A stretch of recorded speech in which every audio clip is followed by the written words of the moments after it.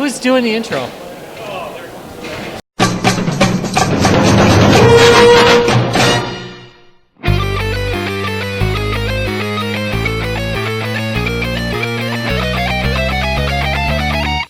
Guys, games, and beer.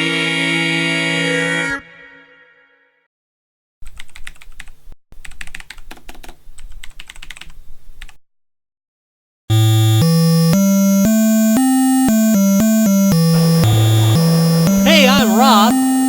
This is Drunken Larry. And we're with Guys, Games, and Beer. Today we're talking to... I'm Nerdarchy Steve with Nerdarchy for Nerds by Nerds. Awesome. We're going to talk about what you do. What the heck do you do? What do I do? So we're a YouTube channel, website. We're on all the social media, and we basically talk about Dungeons and Dragons. Sometimes we can talk about other role-playing games. So that's basically what we do in a nutshell. So we put out videos 3 times a week, and we just like to get nerdy. How do you feel about that schedule? I'm going to go all YouTube on you now. How do you feel about the schedule? Is it hard to do like content for 3 times a week? You know, I know some people struggle with coming up with things to say, talk about, and do, but we at one point were doing 2 videos a day plus a live chat a day. So doing 3 a week is cake. So it's all really just a matter of how much you've done in the past. Yeah, you just have to, you just have to toughen yourself up and beat yourself down, And, until you've had enough, and then you back down, and you're like, oh, this is easy. So you're talking about Dungeon Dragons tabletop. That's what you're talking about. And now, earlier I was kind of noticing it seems like there, and I may not be right on this, so I'm asking an expert. Okay. It seems like there's less rule systems out there. So, like in the early '90s, early '80s, there's like all these rule systems that came out, and it seems like now, especially with E5, that there's not as many. So, what do you think? I think it's actually the opposite. There's probably more than ever, but it's easy to probably get that idea because Dungeons and Dragons is the big dog. That's that's the big elephant in the room, and Wizards of the Coast only does Dungeons and Dragons.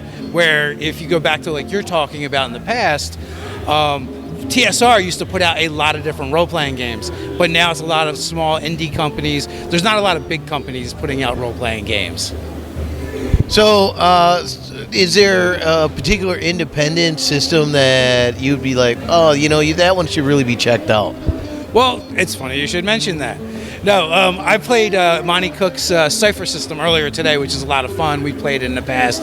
It's very rules light, so it's easy to get into. So if you want to do something that's not D&D, it's a great way to go. And the system's also generic, so you can play anything with it. Monty Cook, I don't know the name, but I was over there and there was a book on the table on basically like how to do gaming. Your best game ever, maybe? Yes. That's literally one of Monty Cook's books. Yeah, so it's kind of like a how-to for someone who's getting into it. And it just talks about storytelling. I haven't actually read it yet, but I backed the Kickstarter, so I kind of know. Oh, I just kind of summed through it a little bit, and it was some of the things that I had talked about, like, we've talked about on the show at different times, like, snacks available, and I've been trying to turn this into a game. I've been trying to turn this into a cooking show forever. You have a kitchen now. Well, the new studio does have a kitchen there. We did have one of the first tabletop RPG cooking D&D games out on Twitch. So, how's that work? You know what? It was a lot of fun. I wasn't actually taking part of it. One of our other guys ran it, and it was very much like inspired by like drive-ins, dives, and something like Guy Fieri. Oh yeah, the guy. Beer. Oh wait, no, that's not it. Yeah, so they would go like to different cooking competitions and have to get like ingredients so they can make flaming bouillon from the boulet or something like that. Yeah, I remember that show. but only a little bit because I don't watch TV because I live under a rock. But no, really, it's because I live under a rock. It's true. 6 subfloor basement. Yeah. 6 subfloor basement, true. They don't let me out of it. Like Patrick, huh? Pretty much. So I just now along the lines of that book. I mean, do you at your forums do you discuss sort of tips on how to do good gaming nights? Yes, so essentially what we do is we have GM tips, we have player tips, we do character builds, we'll look at the new products that come out and talk about them, and sometimes we'll do list type videos, so it's kind of like all over things, like anything having to do with role-playing games and D&D, we probably have a video for it or 3. What do you think about the big super designed tables? The big, oh yeah, the game, they're sharp. I don't know. It's crazy to think about it, right? Because when I first started gaming, like it was taboo, it was the devil, and now we have dining room tables that transform into gaming tables, right? And everything is getting so much more mainstream. So yeah, if you got a couple grand to spend on a really nice table, I think it's awesome. Super cool. Is there anything that's come out sort of recently that sort of, because you've obviously been doing this a long time, that sort of blew you away or took you back like, whoa, that was really novel or it's cool? Or every day people are putting out things, innovating. This edition of Dungeons & Dragons 5e is probably our favorites, and we stumbled upon it by accident. We didn't even know Wizards of the Coast was doing a new edition of the game, and we had started doing the YouTube channel. We'd been at it for about 6 months, and we're just talking about generic role-playing games. And I saw that they released the basic rules. I was like, hey guys, we should talk about this. And it turns out it's like an amalgamation of all the different rule sets, all the best rules. So right now, 5e is still riding high. We're kind of in a renaissance of gaming. I mean, the last probably few years, maybe the last 3 years solid, have been kind of a renaissance in board gaming and role-playing games. And I think part of it is maybe a little bit to do with Kickstarts and all these upstarts. What do you think about that? Actually, it's great because you're right. Now, small independent companies can get their product out there. I mean, back in July, August, we launched our first Kickstarter, did $250,000, and did a book. The Pledge Manager is actually out there right now. People can link back if they want, out of the box encounters. But we wouldn't have been able to do that without a platform like Kickstarter. So I think it's benefiting a lot of small creators that otherwise they would only dream about, turning this stuff into a job and creating things for people to actually buy. Do you have any advice for other people who are doing a Kickstart? Well, create a semi-successful YouTube channel, work your ass off for about 5 years. No. Basically, it's all about marketing, advertising, promoting, and it's all the stuff you do before you launch the Kickstarter. Put some hustle in. Yeah, hustle. You know what? As a YouTube channel, we're always being contacted. I'm sure you guys get contacted too. Hey, we have a Kickstarter going on. It ends in 3 days. Can you help us? I'm like, yeah, I could have maybe a month ago, but and that's just it. It's just about marketing and advertising. Sadly, we kind of sneak them in, but Yeah. We have as well if we can, but you have to think ahead of time, and you have to, you have to have a 3-month plan before you even launch. true story. For the record, if Guys Games and Beer ever does a Kickstart, it's a scam. We're running with the money and drinking beer. No. You'll get your pin. Guys Games and Beer pin. It's gonna be great. It's happening. I keep threatening to flee to Costa Rica, but my partners have talked me out of it. Don't you hate that when they do that? It's like we can build a compound and everything. We could. I like the idea. I do like the idea of compounds. Yeah, that is kind of our This group has thing. actually talked about buying Now a hotel. all of a sudden, you guys will have your own cult following. You have the compound, the commune where you guys can all live. Yeah. And just beer and games all the time. Arizona, It's here gonna be we come. I plan to live off of Larry's retirement money. Yeah, fair enough. So, We got a plan. That's good. is this your first time at this con? It is. I've been to Gen Con, Origins, PAX Unplugged. But GameHole Con has been on my list to go to, along with like Gary Con and Texas RPG Con. So you haven't been to Gary Con yet? No, I think that's next. Awesome. Yeah. I have not been to Gary Con. You've been to Gary Con, haven't you? Or was it Tom? Tom was Yeah, one of the guys he was at Gary Con before it was Gary Con because it was just Gary inviting some friends over. That's probably going back a ways. Yeah. Tom's aged Yeah. well, but he's very, very old. So what's your impression of this con? It's fantastic. We were actually talking before we got started. I've played more games at this con than probably the last two combined. That is what we had a similar impression. So we go fairly well back. Some of us went to Gen Con when it was at University of Parkside in Wisconsin, and so when it was first getting started and it was. The focus wasn't very commercial. It was about getting together and connecting these different gamers and stuff. And when we got to this con, that had that same kind of feel. People want to play games here. That's what they want to do. They're not. And the vibe is very like close knit, and like the guests that they bring, they're very accessible, and you can have a conversation with them and actually talk to them. So that part's really cool too. Yeah, a couple years ago we talked to what the heck is his name? The guy that made Dungeon, David? McGarry, right? You mean I don't know. I What's his mean last I don't know. name? I was like starstruck. I know, so, we were like, it was like the craziest thing ever because I played that when I was a kid. Have you ever played it? Dungeon? Yeah. No, I'm not sure. It was kind of. I think the idea was to make kind of a D&D for the other guy. Yeah. And it actually. Well, TSR it was basically to board It was a board gamify, game, right. board gamify the role playing experience, right? But it was actually made. Well, it was published by them. It was published. It was published Yeah. It was kind of an like issue. a Hero Quest? Before Hero Quest. Okay. It was yes. The answer is yes. There was but cardboard. much before. Yeah.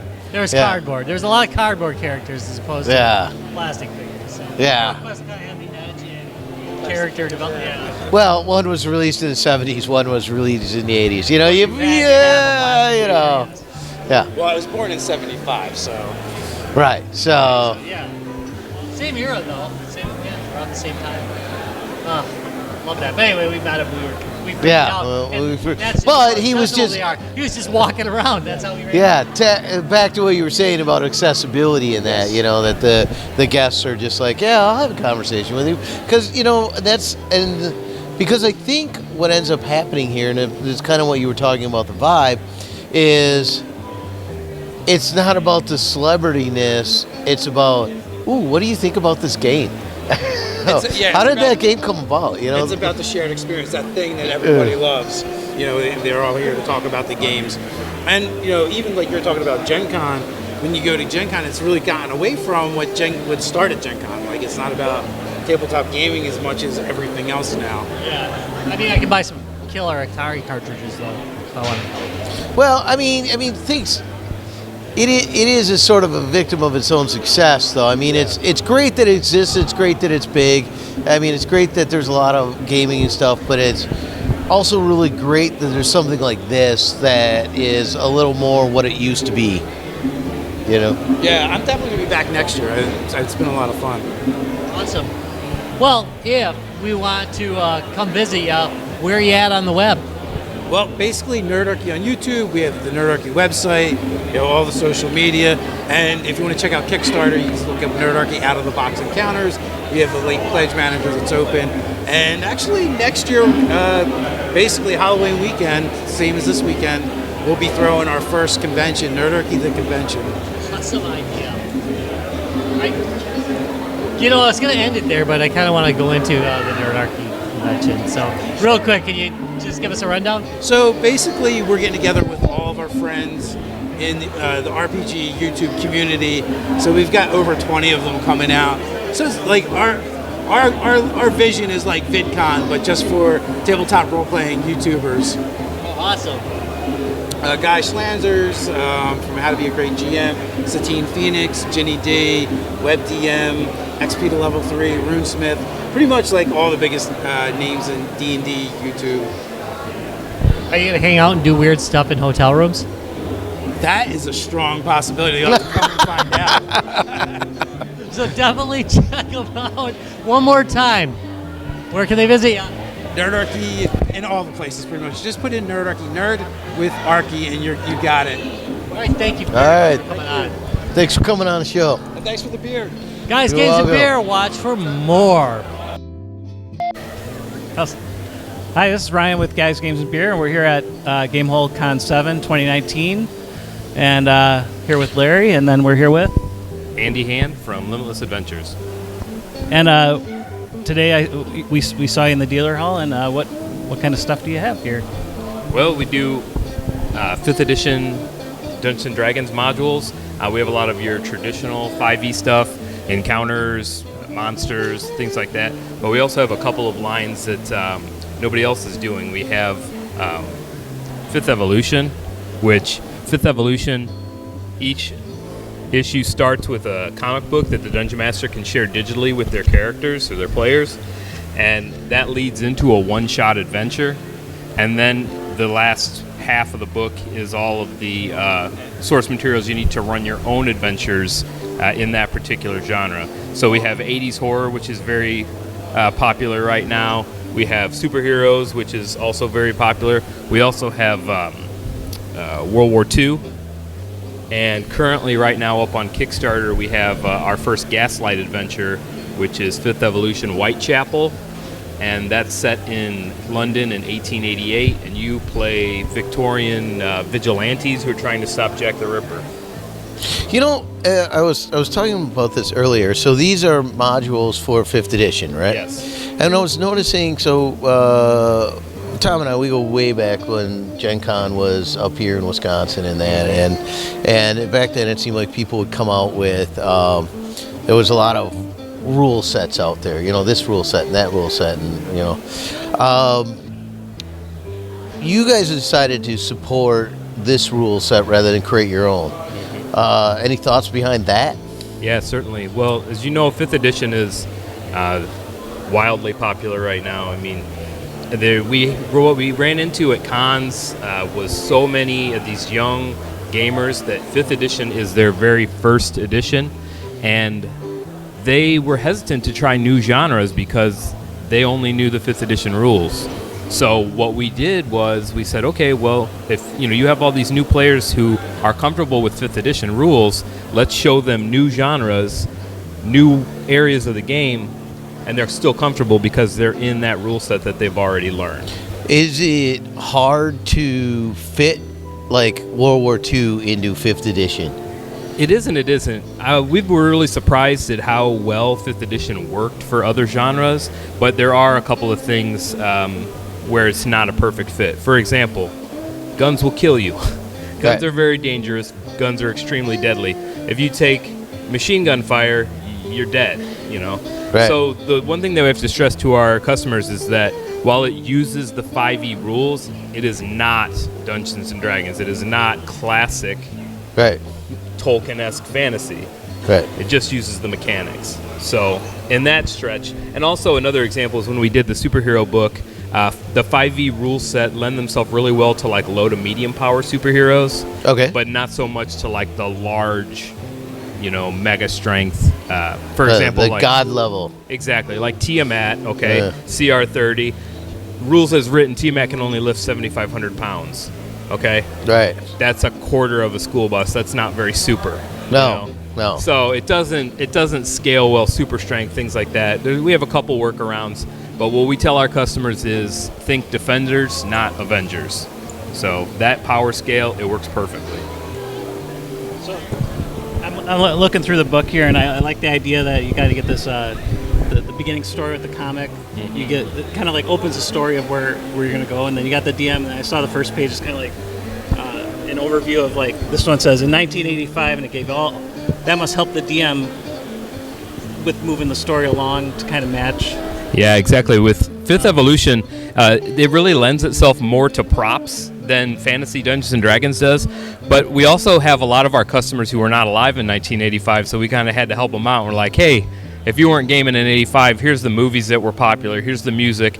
People can come out. They can put together mixtapes. We've had customers tell us that they all dressed up like '80s, like the Breakfast Bunch or something to get together for the day. And it just it helps them get into the genre. Okay. So then this is open to like if you start a campaign with this, is there like you want to play at least with like 3, 4, 5, or is there a certain number of people, or does it? I mean, it's just like classic D&D. You can play with as many people as you want, just like any role-playing game. It works best if you have 3 or 4 players, but you're not limited to that. Okay. And then the stories that once you get, because it starts with the opening story. Is there an ultimate goal to like beat somebody at the end, or can the GM just kind of make this go on like? This is where I'm not sure. Like, can it just go on forever, or there's like, you go through. So more or less, I think they get what you're saying is, do these modules, are they complete unto themselves? Can the Dungeon Master just run them, or do they need to sort of finish it off, so to speak? We wrote them in such a way that you can do either. There is an end goal for each. Either the kids escape the tunnel of terror or they don't. But even once they escape, then they realize, I recognized a lot of those cult members that were in the tunnel. That was my science teacher. That was the guy that runs the hardware store. So even though you escaped, now you have to live with the realization that your town is filled with these evil people, and how do you make sense of that? Same thing with Fifth Evolution. Carbide City, it ends with there's a definite end to the story, but again, a truth is revealed about what you thought was going on in Carbide City, and now it opens that up for the Dungeon Master to write their own adventures and keep going. So they work well as a one-shot, or you can use them as a starting point for an entire campaign. Is there do you have a forum on your website that if a Dungeon Master did, so to speak, write a sequel to this, they could upload it if they wanted to? Not currently, but we'd be happy to have anybody share anything that they wrote, on our Facebook page or something like that. So these are all available now. You said you were working on a Kickstart, or? Yeah, the Kickstarter that's live right now that goes until the 22nd of November. That's the 4th book in this series, and that's Whitechapel. So that one takes us back to 1888. It's not supernatural, but it's very horrific and more of a suspenseful mystery, and it's filled with Victorian encounters. Whitechapel was an extremely scary, dangerous place. A little dark. Yeah, very, very dark. And that one lends itself so perfectly to props. There's so many things that we put in the book, like, hey, this is something that you could do to really ranch up the creep factor. Have a dinner party. Oh. Exactly. So what else do you have here? Well, I brought one more toy here for you to look at. This is a product that we kickstarted this summer called the Blood Queen's Defiance. And it is a 3-adventure arc for 5th edition that does not require a Dungeon Master. What we continued to see on our social media and just in speaking with our customers was that our DMs are getting really burned out. And there's a lot of DMs that there's one DM and that's it. That DM, they do the majority of the dungeon mastering for the entire group, and they do that for years. And you've seen all the memes where it's like, oh, I have this whole folder full of characters, but I always have to be the dungeon master. Right. So we tried to design something that would give the dungeon master the night off. So what it does is it uses the adventure. It uses a series of cards, and the encounters. There's 5 encounter types, and each player gets 5 cards. So then you as a player will look and you'll say, okay, well, I want a role-playing adventure. So you put that down. Or I want a skills challenge. Or I want combat.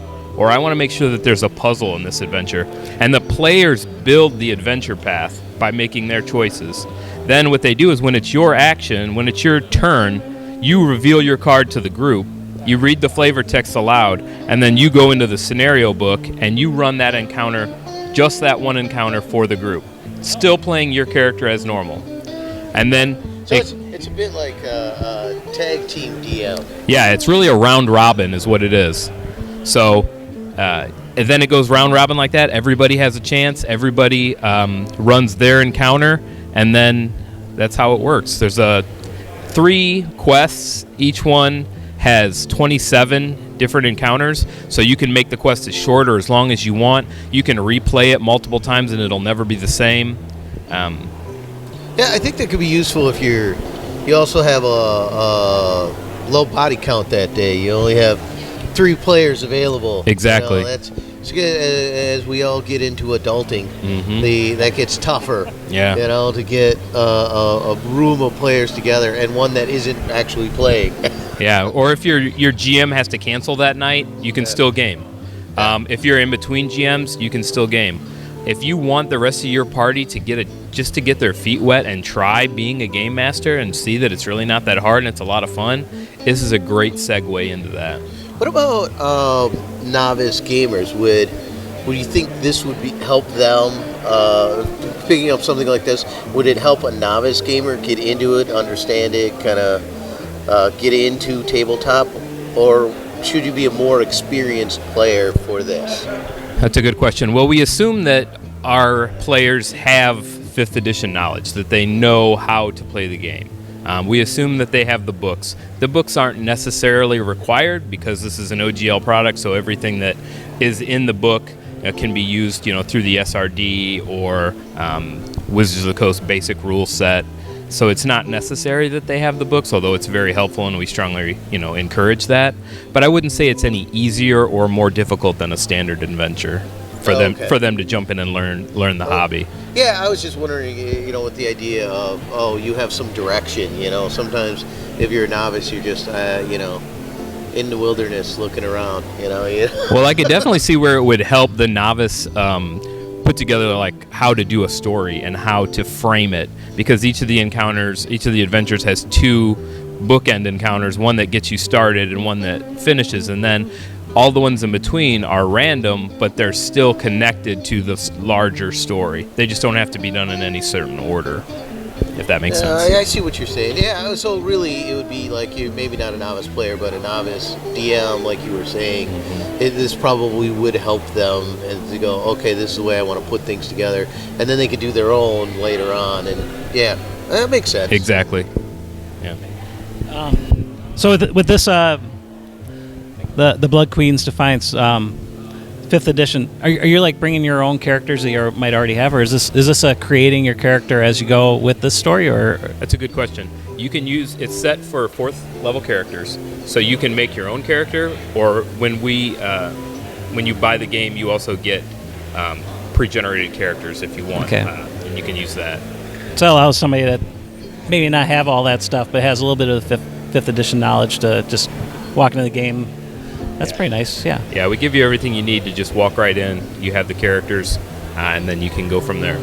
Because I know one of the things, I'm not good at storytelling. It's not something I ever do, and it's the same thing. Once you lose a GM or something like that you kind of, if you're somebody like me, it's like, if you got these little helpers to get you along the way, that seems like a pretty good way to exactly to get a game going. So, got anything else, Larry, or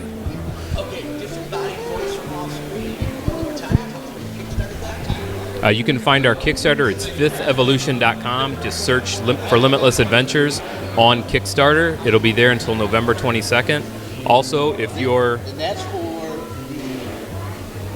for Exactly. That's for the Gaslight Adventure, Whitechapel. Okay. Now, if your audience wants some free 5e content, go to 5thevolution.com. You can get a free Superheroes 5e adventure, superhero 5e character sheets. You can download some NPCs, see how it works. Also, you can go to limitless-adventures.com, click on the freebies tab. We have free adventures, free content there every month. And this is already out. That is out now, yes. You can. It's available for pre-order on limitlessadventures.com. Okay. Well, thank you, Andy. Thank you. He's here all weekend at GameHole Con 2019, the vendor hall, Limitless Adventures, right? So Yes. He's got his Kickstarter. We'll put that stuff below also in the show notes or the links below. So thanks a lot. I appreciate you having me on. Thank you. Thank you. Hello, this is Drunken Larry. We are still at GameHole Con, and we are doing fantastic interviews. And today I have with me... I'm Bill Holmblad from Gargoyle Forge. And... I'm Ryan from Guys, Gays, and Beer. And Gargoyle Forge, we ran into in the vendor hall, where we brought him over here to talk about some of their products they got here. We've been here a number of years, and we saw them in the vendor hall, and we thought what they had was pretty interesting, and we haven't talked to a group like you guys before, so...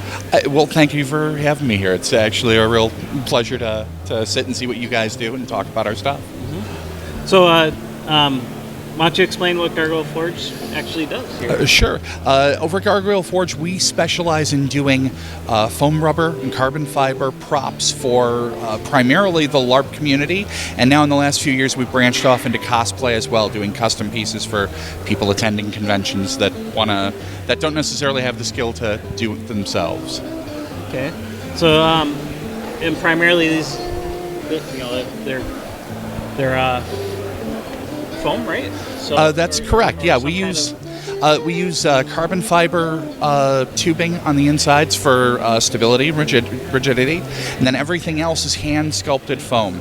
Our owner, Dara Williamson, is our primary craftsman, and everything we have in our booth right now, she makes by hand from scratch. From scratch, and there's a number of products. You brought a few of them here. So these products can vary from anything. Like he's got a what is that called again? It's a cigar box banjo. Okay, and then you got a torchlight and a we specialize in doing things that are a little bit out of the ordinary. We will do the usual European style swords and maces and hammers and things, but we also like little challenges and things you just don't normally see elsewhere in the prop community on a regular basis. So, are these so the LARPers here, you watch them do battle and stuff. Do you always build yours, so to speak, battle durable?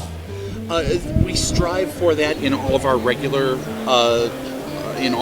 catalog content.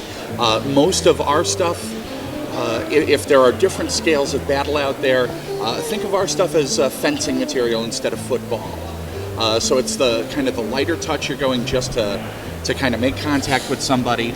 It'll take some of the harder abuse, but some of those games require just a little more padding. Yeah, it's a little outside of what we do.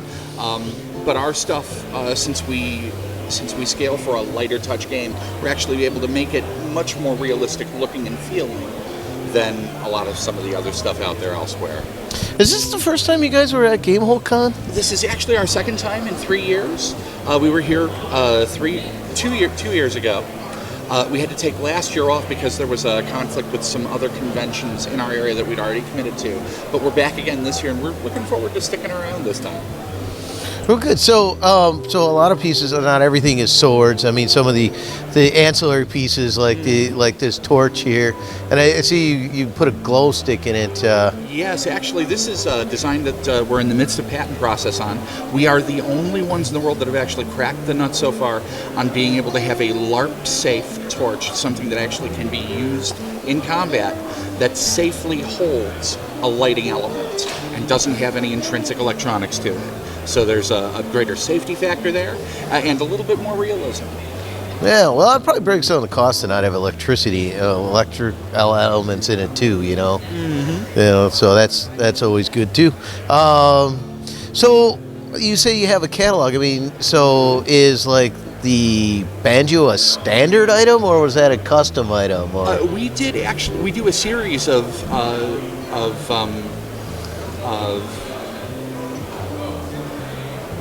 I apologize. I had a brain fart. Musical instruments? Yeah, thank you. We have a series of musical instruments that we've done as part of an initial package. We will come out with new stuff, kind of one of a kinds, just to see how they go over. And if the sales are appropriate, we add them right into our catalog.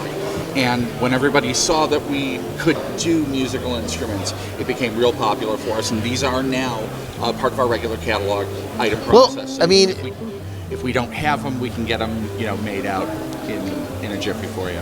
So as far as non-weapon items, So musical instruments became a hit. Were there what other types of things have been hits that are non-weapons? Obviously, the weapons are. Got it.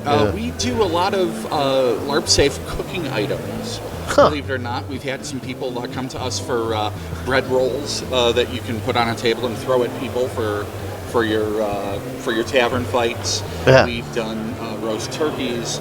One of our more popular items for the tavern keepers has been we do a simulation of a 4-pound roast beef that has a carving fork stuck out of it, and that is a full club that is safe for combat. We stray into all sorts of different things. Yeah, it sounds like you go in a lot of directions. Tell me there's at least one big mug. Oh, it's interesting that you say that. On our website, we actually have can cozies that are mugs. Yeah. And if you don't have your solo cup or your can in them, Yeah. you can use them for throwing combat in your tavern. Absolutely. That is a regular item for us. That is awesome. So with the variety of, you've done a lot of items, let's just say, what was the most unusual item that may have been requested? You went into the bread, the just something out there like, wow, never thought of that. Kind of like, Oh boy. even if it's a one-off. That's a really good question for us because we don't necessarily think of anything as unusual. Probably the most memorable we've done so far. If you go on our Facebook page, facebook.com/Gargoyle Forge, about 2 years ago, we actually entered our first costume competition. And what we did was a Hulkbuster outfit from the Avengers, but we did it in the Funko style, where it was the giant bobblehead.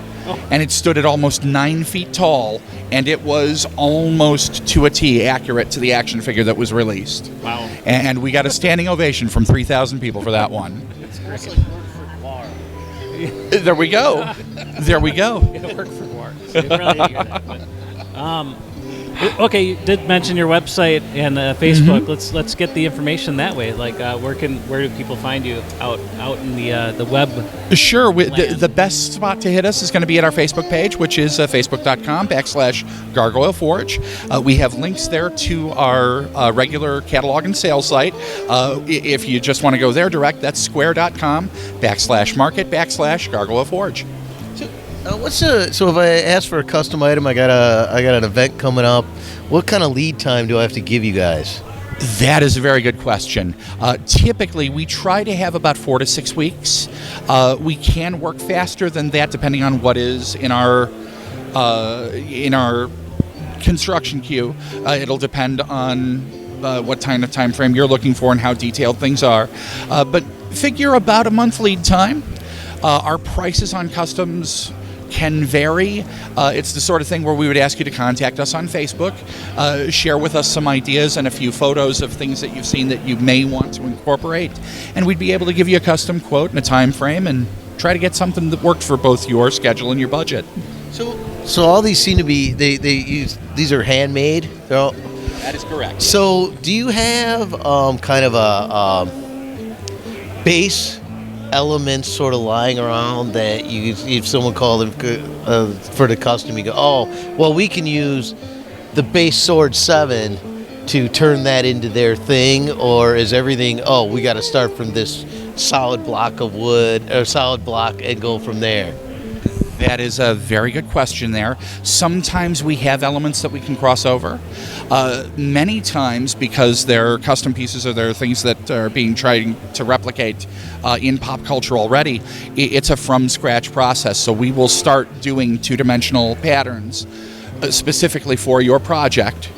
And then once we have that in place, we'll begin the process of actually turning it into 3D. That's the part where our owner just really excels. She has a background coming from Roosevelt University and the School of the Art Institute in Chicago, studied art and art history. And the things she's able to do in just a day or two's time with a few ideas from photos or a description of what you have are astounding. And that's the fun part of the process there, is to watch her take an idea that you may have, tweak it a little bit, and then come back a few days later with, this is what I'm imagining. And then over the course of the next several weeks, watching her turn that into 3D. So I've seen different places that do these kinds of things. Have you ever like visited or gotten ideas from other places or kind of worked with other studios? That is a good question. We learned a lot of these techniques via several Facebook pages for people that do props for the Hollywood and for the theatrical community. And we're finding now, when we first began, we were drawing a lot of inspiration from other sources. We're to a point now where that process is almost reversed.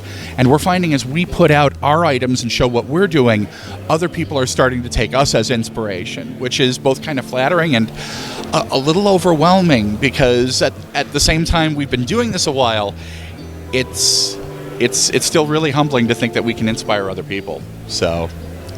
when I walked past a booth, it was one of the first times I've walked past a booth like this and saw everyday items. Usually it's just the weapons and stuff like that. But hey, there's a shovel there. Oh, there's a guitar there. There's, it was interesting to see that there was everyday items and you think, oh yeah, if it was LARPing, these would be in my life. So that kind of makes sense. Now, did you guys, did you start with that, or did you get requests in and then you started doing it, or did you had that idea like, hey, I should probably do some of these? Another really good question. It was a mix of a few things, actually. We cut our teeth in the LARP community, and for LARPing in our area, in the Midwest United States, a lot of it is the fantasy-based types of things. So swords, axes, shields.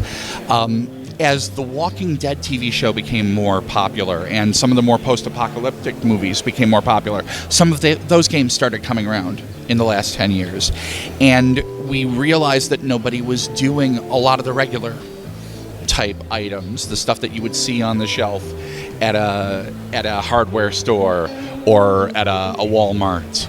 And we thought there would be an opportunity there. We're certainly not the first ones to do that, but we have tried to be the first ones to do some of the more unusual things that you just wouldn't necessarily think of. How long have you been in business? Dara started doing this as a hobby about a decade ago. In the last 6 years is when we've had a real retail presence.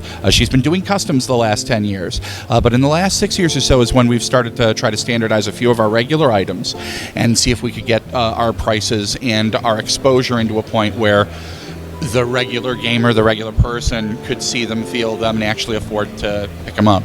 So... And what was that website again? Sure. Our Facebook page is facebook.com/Gargoyle Forge. Our sales website is a Square website. It's square.com/market/Gargoyle Forge. We have links on both pages to the other. So if you fall on one and you want to see the other, just find the appropriate buttons. And we'll link those like we usually do. So I want to thank you for coming on the show. Thank you for having me. Thank you very much. We're here at GameHole Con, and we had Gargoyle Forge here. Thanks a lot.